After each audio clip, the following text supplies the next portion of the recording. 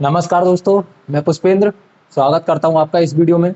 हम प्राचीन भारत के इतिहास को पढ़ रहे थे और हमने पिछली वीडियो में वैदिक सभ्यता को पढ़ा था। उससे जुड़ी कुछ बेसिक बातों को हमने जाना था। वैदिक सभ्यता की शुरुआत कैसे हुई और वैदिक सभ्यता से जुड़े साक्ष्य हमको किस प्रकार प्राप्त हुए। अगर हम वैदिक सभ्यता की बात करें तो इसे दो भागों में पढ़ते हैं, पूर्व वैदिक काल और दूसरा है उत्तर वैदिक काल। अगर हम वैदिक सभ्यता के समय काल की बात करते हैं तो ये 1500 ईसा पूर्व से 600 ईसा पूर्व तक माना जाता है। और इसमें भी अगर हम पूर्व वैदिक काल की बात करें तो ये 1500 ईसा पूर्व से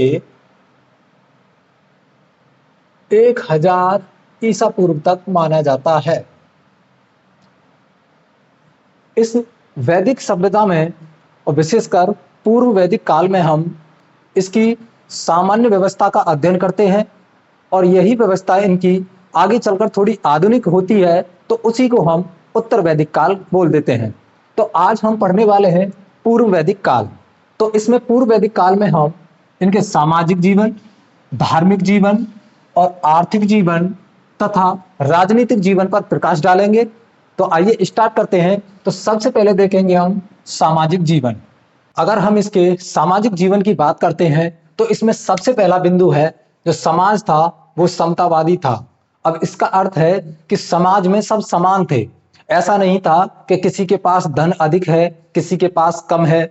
तो इसमें क्या था, सभी एक समान थे, सभी एक बराबर थे। किसी के पास धन अधिक नहीं था और ना ही किसी के पास कम था, सभी एक बराबर थे। आगे इसी क्रम में दूसरा पॉइंट है आपका कि वर्ण व्यवस्था कर्म आधारित थी और ये 9वें मंडल में जिक्र किया गया है।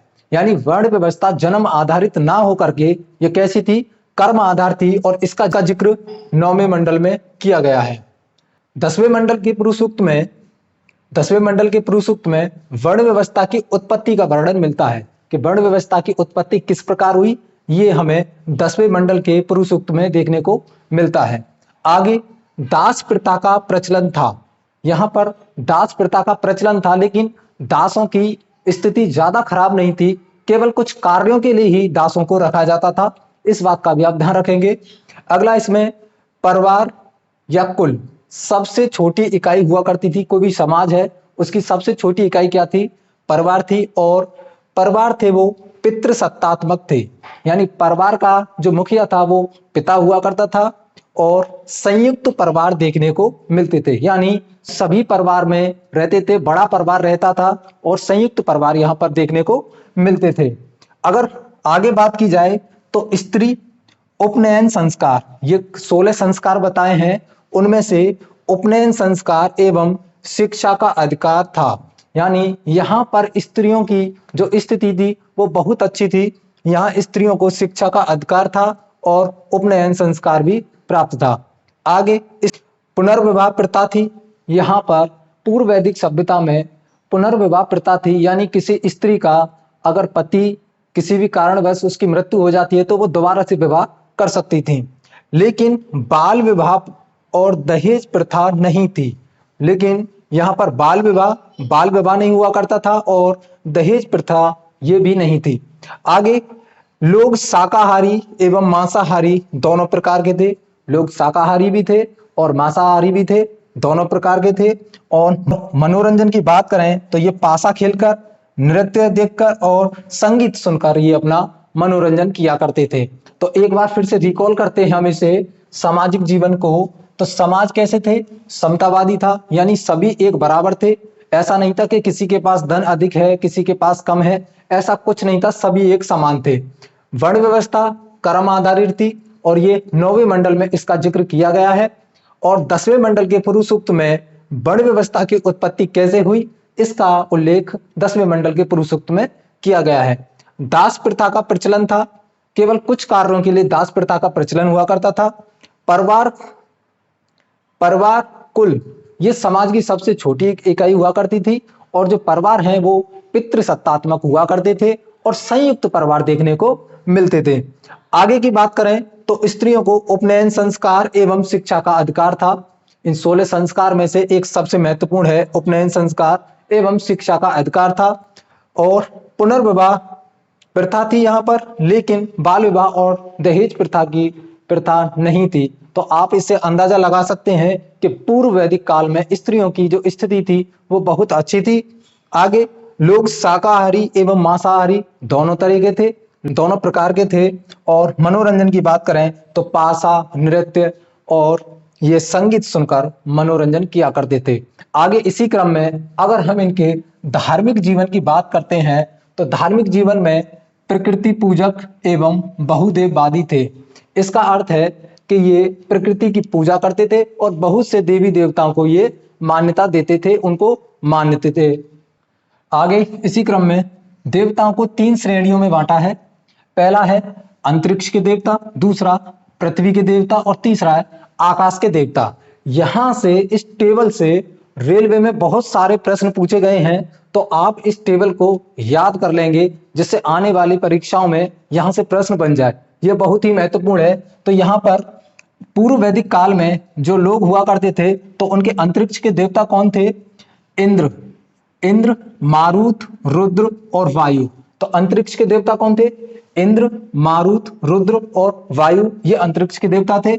अगर पृथ्वी की बात करें तो अग्नि, पृथ्वी, सोम और बृहस्पति, ये पृथ्वी के देवता थे। कौन से? अग्नि, पृथ्वी, सोम और बृहस्पति, ये पृथ्वी के देवता थे। आकाश की बात करते हैं तो सूर्य, वरुण, सावित और विष्णु, ये आकाश के देवता हुआ करते थे। तो सूर्य, वरुण, सावित और विष्णु ये आकाश के देवता हुआ करते थे। आगे इसी क्रम में इंद्र सबसे प्रमुख देवता हुआ करते थे और वेदों में इनका उपयोग 250 बार किया गया है। यानी इंद्र से संबंधित जो भी मंत्र मिले हैं वो कितने हैं? 250 मंत्र मिले हैं। और इनको पुरंदर भी कहा जाता था। पुरंदर का अर्थ होता है किलाओं को तोड़ने वाला। तो आप थोड़ा सा ध्यान रखेंगे, इंद्र को पुरंदर भी कहा जाता था और इनका वेदों में 250 बार जिक्र किया गया है। आप इसका थोड़ा सा ध्यान रखेंगे। अग्नि की बात करें तो अग्नि मध्यस्थ देवता था और इसका जिक्र 200 बार किया गया है। यानी ये भगवान और मनुष्यों के बीच की कड़ी थी, तो इसे मध्यस्थ देवता बोला जाता था। और इनका मानना था कि हम अगर कुछ भी नाम लेकर के अग्नि में चढ़ाते हैं तो हमारी बात को अग्नि भगवान तक पहुंचा देती हैं, तो इसलिए इसे मध्यस्थ देवता बोला जाता था। वरुण को वर्षा के देवता के रूप में जाना जाता था। वरुण को वर्षा के देवता के रूप में जाना जाता था। मित्र, उगता हुआ सूर्य, मित्र कौन थे? उगता हुआ सूर्य। और अश्विन, ये इंपॉर्टेंट रहेगा, ये बहुत बार पूछा गया है। अश्विन ये चिकित्सक देवता के रूप में मानते थे। जो पूर्व वैदिक काल के लोग थे वो अश्विन को चिकित्सक देवता के रूप में मानते थे। और पूषण की बात करें तो ये पशुओं के देवता और औषधि के देवता माने जाते थे। और सोम ये वनस्पति देवता माने जाते थे। तो एक बार फिर से हम रिकॉल कर लेते हैं जिससे कि ये याद हो जाए। तो धार्मिक जीवन की बात करते हैं तो ये प्रकृति पूजक थे एवं बहुदेववादी थे। यानी बहुत से देवताओं को ये मानते थे और प्रकृति की पूजा किया करते थे। देवताओं की 3 श्रेणी है, अंतरिक्ष देवता, पृथ्वी देवता और आकाश देवता। अंतरिक्ष देवता के अंदर इंद्र, मारुत, रुद्र, वायु ये सभी आते हैं। पृथ्वी देवता के अंदर अग्नि, पृथ्वी, सोम, बृहस्पति ये आते हैं। और आकाश देवता के अंदर सूर्य, वरुण, सवित और विष्णु आकाश देवता के अंदर आते हैं। अगर इंद्र की बात करें तो सबसे प्रमुख देवता थे इंद्र। 250 बार इनका वेदों में जिक्र किया गया है और इनको पुरंदर बोला जाता है, यानी किलों को तोड़ने वाला। आगे अग्नि को मध्यस्थ देवता कहा जाता है, 200 बार इनका जिक्र किया गया है। वरुण वर्षा के देवता हैं। मित्र उगता हुआ सूर्य और अश्विन चिकित्सक देवता माने जाते हैं। और पूषण की बात करें पशुओं के देवता और औषधि देवता हैं। और सोम वनस्पति देवता हैं। आगे हम इसी क्रम में इनके आर्थिक जीवन की अगर बात करते हैं तो अर्थव्यवस्था का मुख्य आधार क्या था? पशुपालन था। यानी यहाँ पर अभी कृषि की शुरुआत नहीं हुई थी। इनका जो मुख्य आधार था वो क्या था? पशुपालन था। आगे गाय, जिसे अधन्या बोला जाता था, गाय का सर्वाधिक महत्व था और इसका जिक्र 176 बार किया गया है। यानी गाय जिसको अधन्या बोला जाता था उसका 176 बार जिक्र किया गया है वेदों के अंदर। आगे घोड़े का प्रयोग रथ में किया जाता था। घोड़े का प्रयोग रथों में किया जाता था और घुड़सवारी के लिए भी घोड़ों का उपयोग किया जाता था। आगे बात करें तो कृषि का महत्व कम था और कृषि के 24 मंत्र मिलते हैं कृषि से संबंधित। यानी यहाँ पर पूर्व वैदिक काल की बात करते हैं तो यहाँ का जो प्रमुख अर्थव्यवस्था का जो प्रमुख आधार था वो आपका था पशुपालन। इसलिए यहाँ पर कृषि को ज्यादा महत्व नहीं दिया जाता है, केवल मात्र 24 मंत्र मिलते हैं कृषि से संबंधित। आगे उद्योग भी सीमित था, क्योंकि यहाँ पर जब कृषि को ज्यादा महत्व नहीं दिया गया है तो इसीलिए उद्योग भी सीमित रह जाएंगे, क्योंकि प्राइमरी सेक्टर से ही द्वितीय सेक्टर का निर्माण होता है। तो यहाँ जब कृषि ही नहीं है तो द्वितीय सेक्टर का निर्माण नहीं हो पाया था। तो इसमें कुछ बेसिक उद्योग देखने को मिलते हैं, बढ़ईगिरी और रथकार, यानी लकड़ियों से संबंधित ही कार्य किए जाते थे और रथ बनाए जाते थे। आगे व्यापार विनिमय द्वारा होता था। अब इसका क्या अर्थ है? व्यापार विनिमय द्वारा हुआ करता था, यानी एक वस्तु को लेना और दूसरी वस्तु को देना, इस प्रकार से व्यापार हुआ करता था। यहाँ पर मुद्राओं का प्रचलन नहीं हुआ था, मुद्राएं इस टाइम पर नहीं थी, यानी एक वस्तु को देते थे और दूसरी वस्तु को लेते थे। और केवल आंतरिक व्यापार हुआ करता था।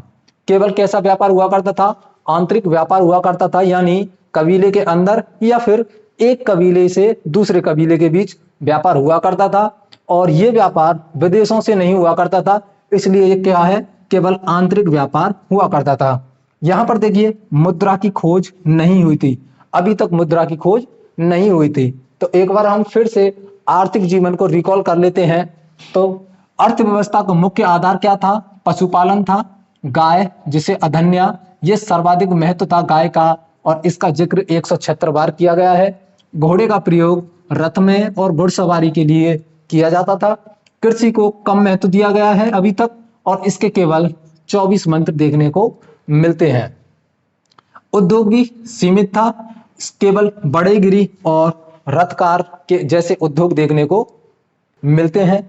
व्यापार विनिमय द्वारा हुआ करता था, यानी एक वस्तु को लेते थे, दूसरी वस्तु देते थे। केवल व्यापार कैसा हुआ करता था? आंतरिक हुआ करता था, कबीले के अंदर या एक कबीले से दूसरे कबीले तक, लेकिन ये कभी विदेशों से व्यापार इन्होंने नहीं किया था। आगे मुद्रा की खोज नहीं हुई थी, अभी तक मुद्रा की खोज नहीं हुई।